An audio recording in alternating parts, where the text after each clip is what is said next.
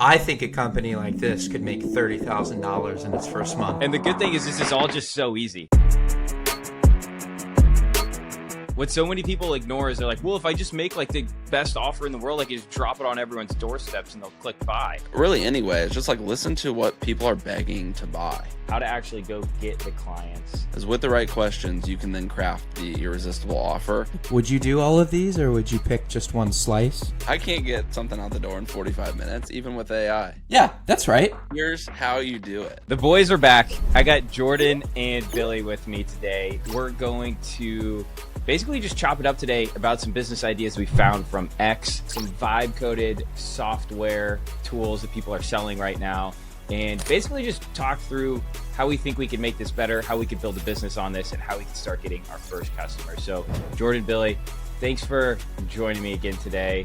I'll just pull up this tweet that we found the other day, and let's go ahead and just read through it. Here's the tweet. CJ Zafir. Yesterday, I met a guy who's doing 31K MRR with vibe coding simple apps for businesses. He reaches out to barbers, gyms, salons, dentists, restaurants, etc., and offered to make them a mobile app to book appointments. That's it. Just a simple app that lets you book appointments. He's using Replit and Bolt to make these custom apps in React Native and then sells them as a subscription. $1,500 upfront one-time payment and then $250 per month per client.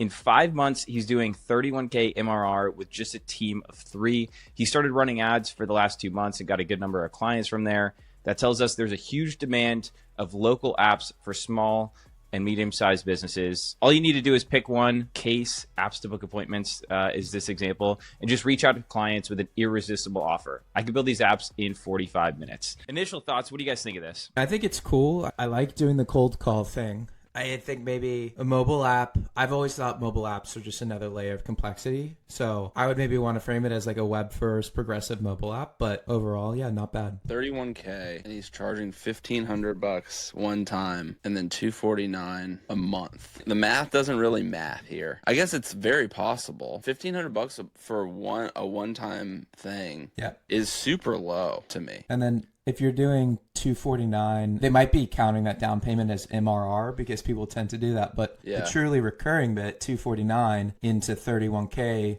is 125 clients. So he would have had to have made 1,000 calls and closed 13% of them. Wait, I'm sorry. Yeah, that's right. It seems like a one-way ticket to burnout to me. And I know there's opportunity here, but are these apps really being stood up in 45 minutes? Because am I an idiot? Or I can't get something out the door in 45 minutes, even with AI. So could he be just like cloning one and then reskinning it?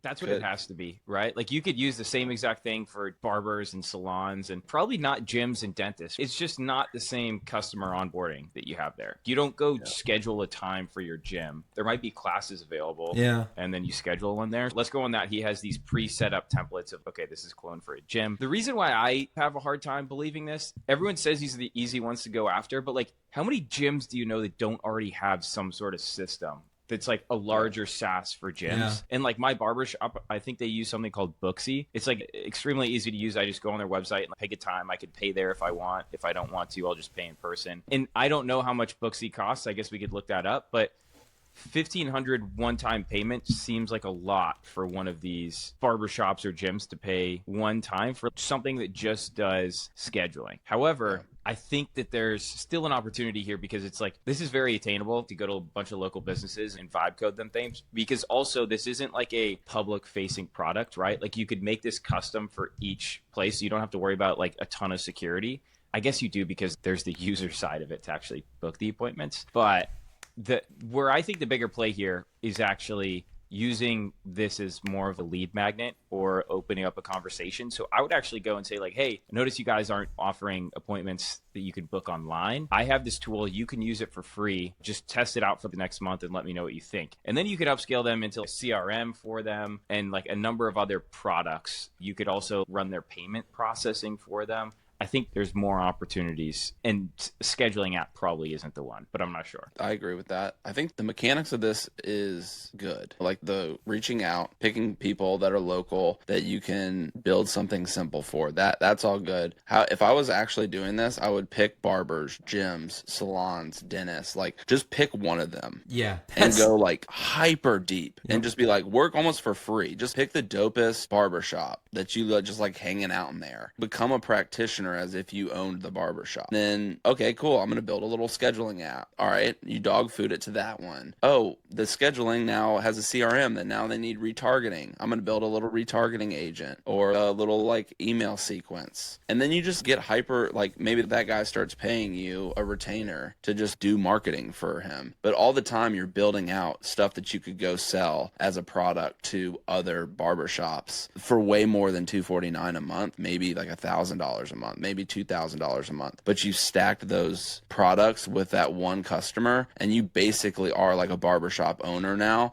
And that's what I think like the power of AI is really allowing these vertical experts or like these practitioners to become supercharged. So if you don't have a niche yet, that's what I would be doing right now is just go pick a niche and just like ride along. What do you guys think about that? Yeah, I think that's exactly right. That's actually, I was going to ask you if you didn't say it. Would you do all of these or would you pick just one slice? And then Nick also touched on something about payment processing. I have a buddy who sells payment processing to local business owners. And that's a very viable business and you're not reinventing the wheel. I don't think he has anything proprietary. He pays some company for the plumbing and he's able to compete with Stripe and people out there. And it's just relationship based. It's like selling insurance. Once you get it set up, theoretically, they're going to keep using you for life as long as the product works. I think there's a lot of different ways to go about it. I'm not sure if I would go mobile app first. Mobile app, definitely not. I actually have a friend as well that did something similar here. And the reason why I know this is like not necessarily viable, it's just extremely difficult, is we tried selling to dentists, and selling to dentists is like, one, when you call the front desk, you're not speaking to the decision maker, and getting a hold of the actual dentist who's going to decide is extremely difficult. Like it's not like B2B where you can just go to Apollo and find their email address and just like directly reach out to them. It's extremely difficult to actually get a hold of them, but it's extremely sticky once you get in there. Like a dentist, if they have a scheduling tool, they're not going to be like, hey, this one's offering me like it's $29 cheaper, so I'm going to switch. It's like extremely sticky once you're in there. One idea here though is building a marketing agency, because I think also a marketing agency for these types of clients is extremely sticky. If you can run all of their Google My Business, all of their Instagrams, basically package all of that and figure out a way to do most of that fulfillment with automations and Zapier and Lindy and image gen right now, you could easily reach out and say, hey, this is completely free. I want to set you up on like my scheduling software. Maybe you figure out a way to take a part of the payments, but that's your like in the door. And that's, hey, by the way, we also do marketing. I think that could be actually more lucrative, because that's when you can charge the $1,000, $2,000, $3,000, up to $5,000 retainers just to run like all of their marketing. And this is just like the freebie to get your way in the door. What do you think about that? I've got a different idea. Yeah. So I think you could still do some cool vibe coding stuff. I think we all agree a lot of these companies already have providers for hosting their website, designing their website. They already have CRMs, payment processors. I think where you could add value is take a niche, I don't know, barbers, and using Rep, make a really good and like specific kind of lead magnet AI bot, or just lead magnet like wizard, right? So when they can just embed it on their site and test it, and you can sell it to them and be like, hey, just embed this on your site for a month and see how it does. And it'll go through and help them pick their haircut and then give them like a discount at the end. Or if it's a restaurant, it'll go through and talk about the restaurant with the AI bot and then ask them to book at the end or add them to your email list and see how many emails you get, see how many signups you get. I think it's a really low friction ask, because you can just embed it in their entire site, right? You're not asking them to switch over their entire website or infrastructure, and you can add some value and you can learn. Like Jordan said, you could do a couple for free and the first one might not be a home run, but you'll learn and you can make it better. And then in a couple months, you got a really cool niche specific product that helps churn out leads. Interesting. Yeah. I know there's a lot of agencies out there that specifically work on dental websites, right? So they'll build up their entire business just only doing websites for dentists, or maybe they choose like doctors, or you can choose I think churches too. church. Exactly. Yeah. Like you could get super niche on that. And they're getting these people onboarded for 200, $300 a month. And if you're a dentist, again, like you're not going to switch that. And usually it just happens that this guy knocked on the door at the right time when you were looking to build a website. It would also be interesting to go to those guys and say, hey, you're managing 100 different dental websites. I have this tool. What do you think about that? Yeah, you guys are like, Billy, your idea is stupid. Huh? No, I like your idea. I think I saw this tweet the other day, and I think it's really true. Pull it up real quick. Like anything that you see, the biggest opportunity right now that everyone here is chasing isn't what everyone here is chasing. It's basically like the idea of going up market is a lot harder than people like say. It's just, oh, just charge quadruple, just charge 10x. It's like going to different markets. I think like people like hang out in Twitterland, see stuff in Twitterland, and then build stuff in Twitterland, selling it to people in Twitterland. And it never ends. So if I was doing this, I would take CJ's tweet, do similar to what you were saying, Billy. It's like just like reimagine it, get inspired, and then completely reimagine it for maybe not barbershops, maybe not dentists, maybe not like maybe manufacturers, local manufacturing, like somewhere that makes $20 million a year, just literally with the worst logo of all time. And just like they operate off spreadsheets, and you take the owner Don out to lunch and just kick it with him and hear his story, and like Don will give you whatever you want. Don will give you $100,000 consulting contract probably, just if you're like good friends with them. I think you're right about going up market. I think I'm really interested in, I know there's this whole kind of flood like last year of charging people to install like AI chatbots on their site, but I think you can do a good job making a custom one with Replit or something like Chatbase, which is where you can build like a custom chatbot trained on like actual documents and data. Anyways, I think you could go up market, sell people on installing that, and then you're not just playing the lead game. You're doing two things. You're stroking the owner of the company's ego. It's something that he can show off at dinner parties. Hey, our manufacturing company has this chatbot that's trained on all of our pricing schedules, all this, blah, blah, blah. And then it also is helping their brand positioning, because they're going to be one of the only people like in their market that has this can say, we have this AI capability. It's trained on all this data. And so I think they'd be, more willing, and they definitely have the budget to spend on these marketing efforts. So yeah, I love that. My best friends run a pallet company. They have his dad started it in literally 1991, and they both took it over. And literally before, like I went in there, they built this new beautiful warehouse that they just repurpose and build and recycle pallets. Their scheduling, dispatching was a literal whiteboard and my friend's iMessage.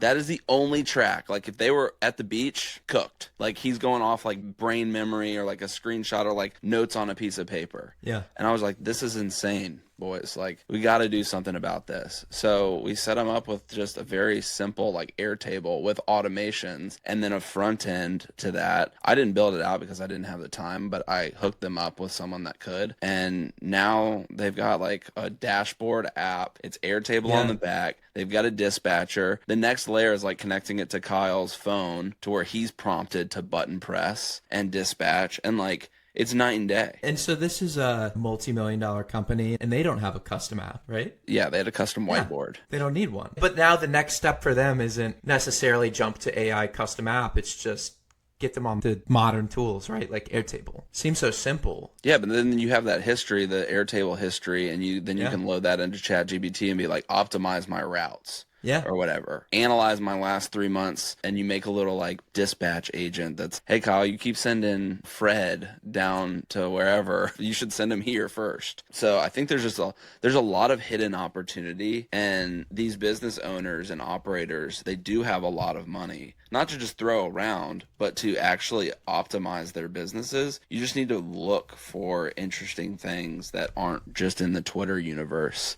But like Twitter's an amazing inspiration source. It's just a really bad playbook source, in my opinion. So the actionable kind of takeaway here for the specific one is maybe look for some companies in your area that have logistics, right? Some sort of supply chain, and call them and ask, hey, what's your existing system? Can I poke around and see if I can use AI and automations to save you time or money? And do that until someone says yes, and then do what Jordan said and get to know their business. Work for free if you have to, and build them something useful. And then you've got one case study and you can sell that to other people. Yeah. We should talk about this a little bit more, actually. I have a family member right now building a junk removal company, and he gets leads from all different sources, right? So it might come in from Facebook Marketplace, it might come in from Nextdoor, it might come in from Google. Right now, it all just goes to those apps, right? So if he's not like pulling up Nextdoor and seeing if he has any new leads, going to Facebook, seeing if he got any messages, that's so inefficient. But most of these business owners don't even know that there's a different opportunity, like that there's something that can be done. Maybe they do, maybe they're like, oh yeah, some genius could come in here and figure out how to do all this. Most don't even know where to start or that it's possible. So the real opportunity, or I guess the real problem or thing that you need to figure out, is how do you get in front of these business owners? Obviously, they know that they have a problem. Maybe they don't. Maybe they don't even see it as a problem. Like your friend Jordan, he probably didn't even see that whiteboard as a problem. Maybe like a younger guy. He knew. He just didn't have the solution. Yeah. And he didn't have the time to like even pull his head above water. Like he didn't even know about Airtable. Yeah.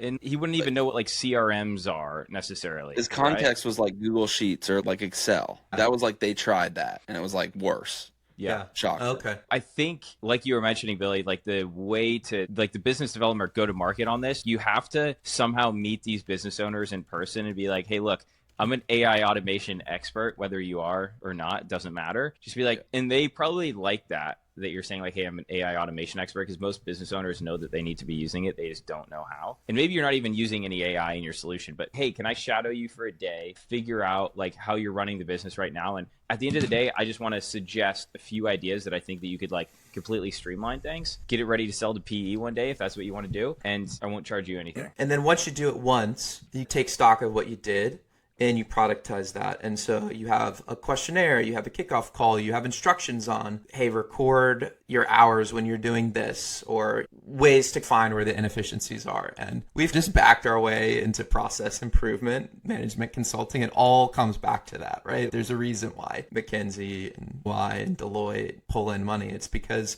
people need these things. Yeah, I think it's a buzzy word right now of like building an automation agency, because it sounds cool, like an AI automation agency. But if you actually look under the cover of most of these AI automation agencies, what they're really doing is like helping set up a CRM system that's mostly automated, so that it's like tracking calls and just doing things more efficiently. And that's totally fine, because most businesses, like that's what they need. They don't need some fancy automation to create content.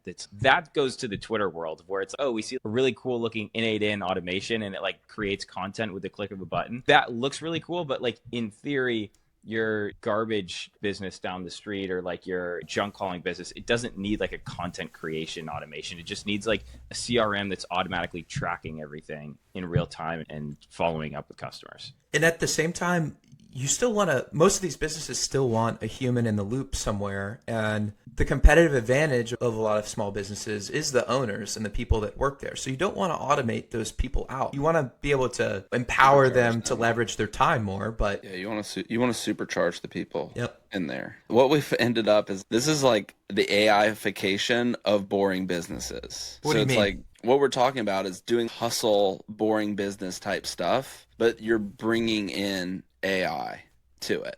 So it's like going to whatever, the junk removal, going to the pallet company, going to the manufacturer, going to the painter, and trying to do process improvement so they can do more painting, so they can do more pallet building, so they can do more of what, like more human things and less like human API things. So I think there's an interesting opportunity for people that are really interested in AI and are trying to make money. You could literally walk into these businesses and offer a AI seminar that literally just teaches people how to go to ChatGPT. My sister-in-law her kid had a bug bite the other day, and I took a picture of it, ChatGPT image, and analyzed this, blah, blah, blah, and she was like blown away. And she was like, what is this? I was like, it's just AI. I just use ChatGPT. She's like, where do I even go to get AI? Like, where do I find AI? It's just, that's the state of the world right now. So you could walk into literally any business, lawyers, bookkeepers, accountants, I don't care what it is, and just be like, hey, I do a seminar. When's everybody here the most? Oh, Wednesday, can I come in and bring Panera? I will charge you $0 for this. Oh, I love that. Yeah. I had a tweet about this somewhat similar the other day that did well for my Twitter standards, but basically building like local AI classes for boomers. Because I've had the same experience as you just mentioned, Jordan, where you show someone older, like your parents or grandparents, like something that AI just did, and it's holy crap, that's possible. And it's just mind blowing, but like they don't really know where to start, right? A couple of them are like, what website do I go to? Like, how do I even get started? I think there's a real need if you could get like a classroom, community college, or even like a library somewhere around your town and just charge $200 a month for a 4-week cohort to teach people how to use AI. And all you have to do is teach like how to use ChatGPT, how to use Sora. Maybe like the advanced class is like prompting with Replit. Like that's even probably too advanced, right? But it's probably ChatGPT, Perplexity, Sora is going to blow their minds. But you want like the wow factor. And I easily, in my tweet, I said, hey, if you charge $200, you get 50 people to sign up per month. That's a 10K business. It's not counting like customer acquisition costs that I think you could do with Facebook pretty easily. But I think that's like a whole nother business that it would be awesome. And bringing it B2B is even better. Totally. And then you could franchise that once you had the sauce, whatever. It's cool. I've got the Nashville one. Nick, do you want to run the Wilmington one? Billy, do you want to run the VA one? And then you could scale it like that. So I really like going back to the law firm one because they're smart business owners, but it's all about billable hours, right? They want people spending less time on kind of grunt work and more time with clients. Does that make sense? Am I off there? no, it's literally billable hours. Yeah. Like, and if you save time, most businesses are like, what does that really mean? It's if you save time in a law firm, you're literally next door to revenue. So I guess then, wait, here's what I need to understand about law firms. If you're saving them time by using AI, isn't that less time that's billable, or do you see what I'm saying? Yeah. What the problem is? Yeah, you're right. I think the way you could frame that though is that you'll be able to work with more clients. So Okay. you make them more efficient.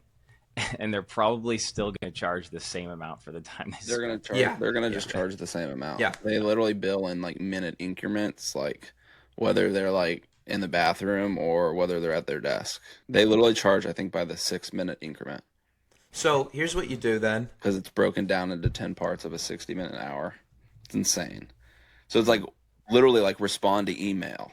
Like I've gotten an invoice from a law firm, respond to email, 6 minutes. That was the only thing on there, bro. I'm serious. It's insane. Crazy. I think you'd go out and I would assume there's some sort of AI tool for like court cases, right? But you could just get really good at that. Try it out and then go tell the law firm, hey, I'm going to teach all these like geezers how to use this and you're going to be able to bill clients more. And that's your seminar.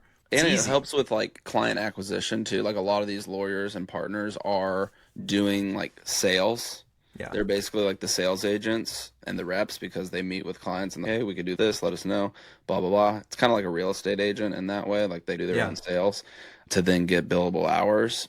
So they do a lot of non-billable work, probably 10 hours a week in just like sales.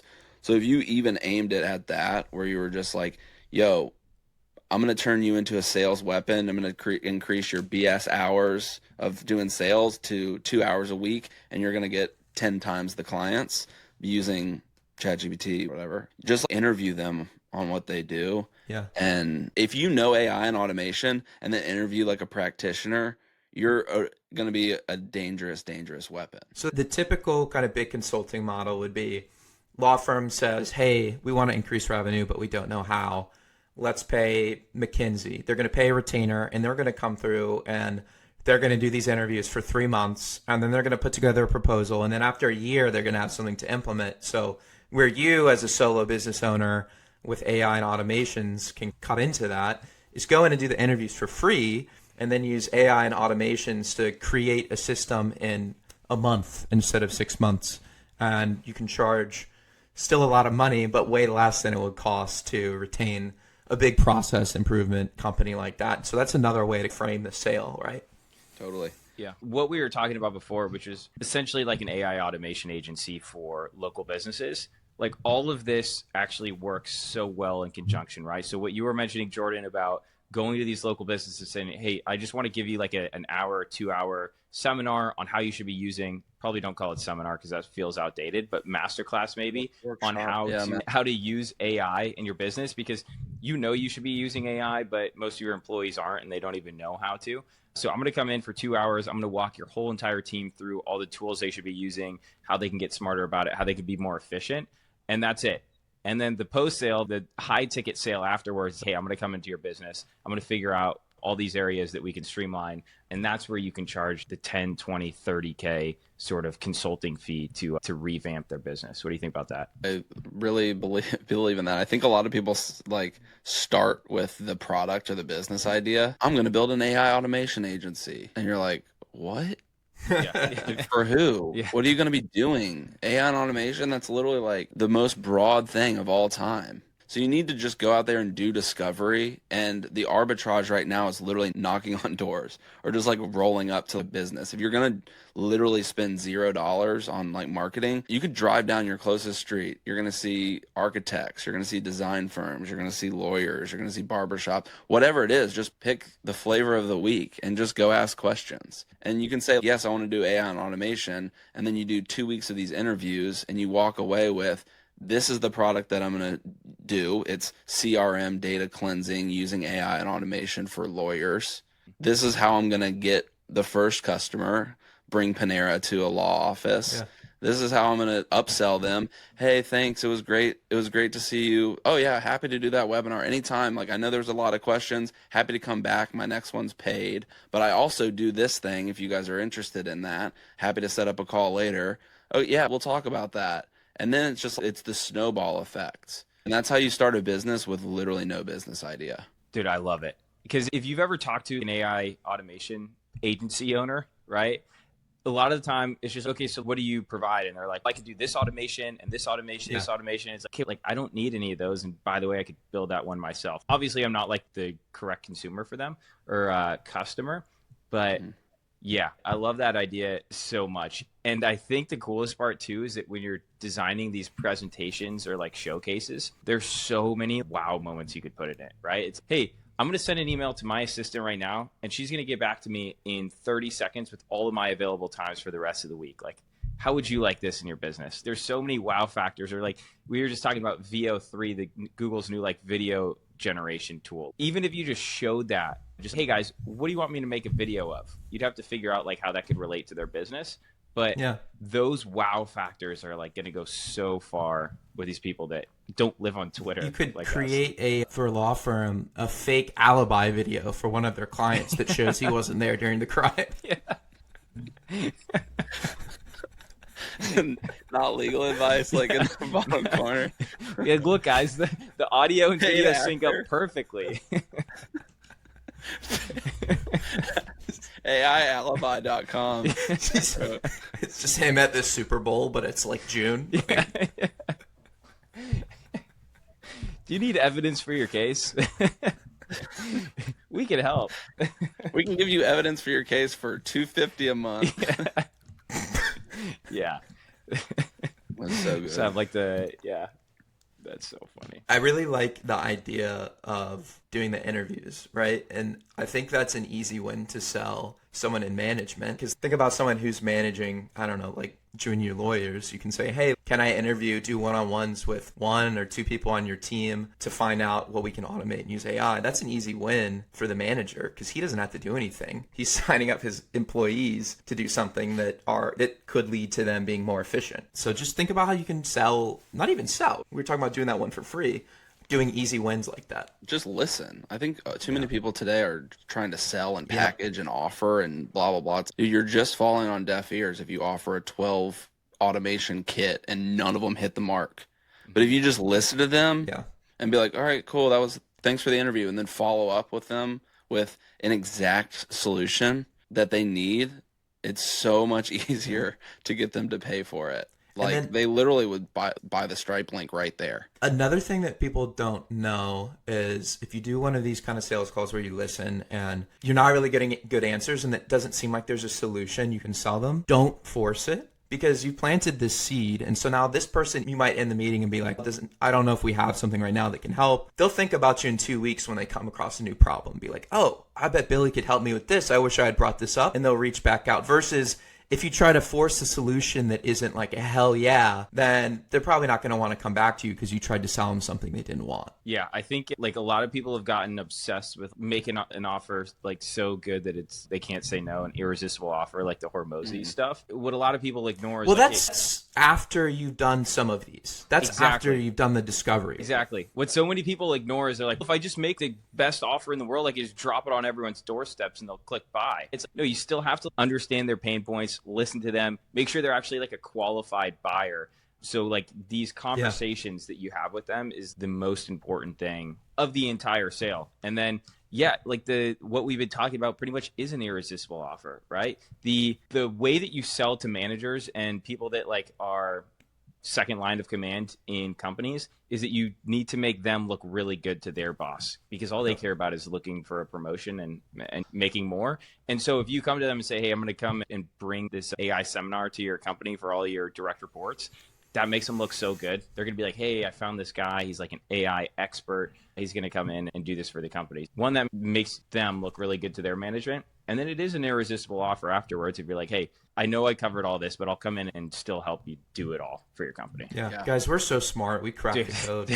No, and the good thing is this is all just so easy. It's a ton of work, but I think it's a lost art of doing customer discovery. Yeah. Like back in the 2010s of startup days, there was a book like the Startup Owner's Manual, I think Steve Blank, and it was like hammered customer discovery. And if you're trying to get really good at asking questions, you should read the Mom Test. Have you guys heard of that book? Yes. Legendary book, really small, just a great little ripper. Just distill how to ask the right questions. Because with the right questions, you can then craft the irresistible offer. And it sounds like a lot of work up front, but if you're going to start a business in this kind of hustle way, really anyway, it's just like listen to what people are begging to buy. If you're not selling anything and you're just asking questions, people will tell you literally what to build and what they want to buy. We did this in our Startup Empire like community. There's an interview question, and we ran like a ton of analysis using Claude and some little agents that we built, and most of them wanted ideas and exploring ideas and how to frame and offer their ideas that they have and how to go to market with them, etc. So we're building this whole product that facilitates that. And it's literally, they told us they didn't tell us they wanted the product that we built, but they told us the problems that they had, and we just framed it in a product that they're really enjoying. So we've done a little closed beta to them, and it's going really well. And I know we preach this stuff all the time, but then when you do when you do what you preach, somehow your mind still gets blown. I'm like, wow, this is definitely the way to do it. What do you do if you're doing this, Jordan or Nick, and you find you have too many clients? Like, what's the next step? I'm being serious. What's the next step after your first? Is that asking for a friend? No. Luckily, I've figured that out. Cool. You need to productize it. Okay. In some fashion. That's why I think niching down matters a lot. Because like you have all these clients, and if you're building agents for lawyers, for example, like there's a repeatable process. Jack Butcher's Build Once, Sell Twice course is unbelievable for this principle, and it's literally $1, I think. So if you're listening to this and you want to learn how to productize something or your experience or a service, take Build Once, Sell Twice. But yeah, that's what I would do. Sell before you take the course, because in my opinion, you do need something to productize to get your money's right. It's questions, service, products. I think productize, but also hiring, right? Like at the end of the day, if you really want to double yourself or double your output, like you have to hire someone. And hiring, I think we all have gotten to like a point where it's difficult, because you're like, okay, let's say this month I made 10K, and like next month it's not going to go up that much, but I need to hire someone, which means my margins that I take home are going to be hurt for the next 2-3 months. But then it can explode from there. So at some point, you like what we're talking about, you would want to hire someone so that they can be going into these businesses and also giving those seminars or master classes and also selling these AI automations are getting clients. And that's how I could see this being scaled. Like you mentioned, productized, but scaled with very few people. You could have 5 people that are like the practitioners and sales reps, and all of the other stuff is automated on the back end or productized. Yeah, hiring's big too. All right. I think we touched on starting a automation agency, working with boring businesses, how to actually go get the clients, and how to get your foot in the door so you understand like what they actually need. Yeah. And I'm just going to say, so that we can put something nice in the hook of the video, that I think a company like this could make $30,000 in its first month. Yes. Yeah. 31,000. Here's how you do it. Yes. Yes.